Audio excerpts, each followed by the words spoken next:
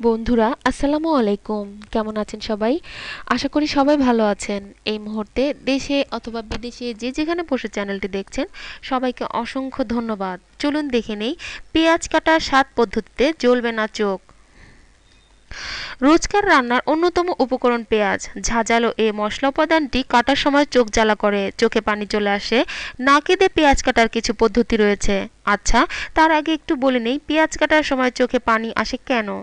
কাটার পর পেঁয়াজের কোষগুলো ভেঙে যায়, ভেতর থেকে নির্গত হতে থাকে সালফেনিক অ্যাসিড, যা পেঁয়াজের জন্য এনজাইমের সঙ্গে প্রক্রিয়া করে। এই কেমিক্যাল প্রতিক্রিয়া একটি অস্থিতিশীল সালফার গ্যাস তৈরি করে, যা বাতাসের মৃদু ঝাপটায় আমাদের চোখে এসে পড়ে। সালফেনিক অ্যাসিডের কারণে চোখ জ্বালা করে ও ওঠে ও চোখে পানি আসে। আরও একটি কথা, পেঁয়াজ কাটার পর হাতে এক প্রকার গন্ধ হয়, তার জন্য দায়ী এই সালফার উপাদানগুলো। কিন্তু রান্নার সময় এই এনজাইম নিষ্ক্রিয় হয়ে পড়ে, ফলে তা আর চোখ জ্বালায় না। এবার আসা যাক আসল প্রসঙ্গে। জেনে নিন চোখে জল ছাড়াই পেঁয়াজ কাটার ৭টি পদ্ধতি। কাটার ১৫ মিনিট আগে পেঁয়াজ ফ্রিজে রেখে দিন। এতে পেঁয়াজের কেমিক্যালের প্রক্রিয়া ধীরে হয়ে যায় ও রসায়ন পাল্টে যায়। উচ্চ তাপমাত্রা পেঁয়াজের কেমিক্যালগুলোতে সক্রিয় করে তোলে, যার কারণে কাটার সময় চোখ জ্বালা করে। তবে পেঁয়াজ দীর্ঘ সময় ফ্রিজে রাখা যাবে না, এতে তা নরম হয়ে যাবে।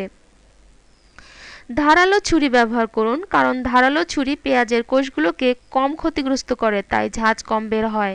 পেঁয়াজের বোটার অংশে এনজাইম কেন্দ্রীভূত থাকে। বোটার আগে বোটার অংশ কেটে ফেলুন। জ্বলন্ত চুলা বা মোমবাতির পাশে পেঁয়াজ কাটলে ঝাঁজ উড়ে যায়, কারণ আগুনের তাপে সালফার উপাদান নিঃশেষ হয়ে আসে। পেঁয়াজের খোসা ছড়িয়ে পানিতে ১৫ থেকে ২০ মিনিট ভিজিয়ে রাখুন, এতে সালফার যৌগ সংকুচিত হয়ে পড়ে।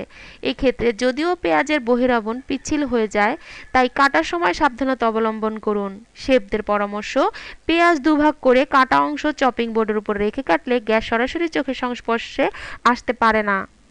বন্ধুরা, এটুকুই ছিল আমাদের আয়োজন। আমাদের এই আয়োজন শুধুমাত্র আপনাদের জন্য। আমাদের এই আয়োজন যদি আপনাদের বিন্দুমাত্র ভালো লেগে থাকে, তাহলে আমাদেরকে অবশ্যই লাইক দিয়ে উৎসাহিত করবেন আর শেয়ার করে অপরকে দেখার সুযোগ করে দেবেন। আর বন্ধুরা, আপনারা আমাদের সাথে থাকলে আমরা আরও ভালো ভালো কাজ করার উৎসাহ পাবো। তাই প্লিজ আমাদের সাথে থাকুন, আমাদের চ্যানেলটি সাবস্ক্রাইব করুন। ভালো থাকবেন সবাই। আসসালামু আলাইকুম।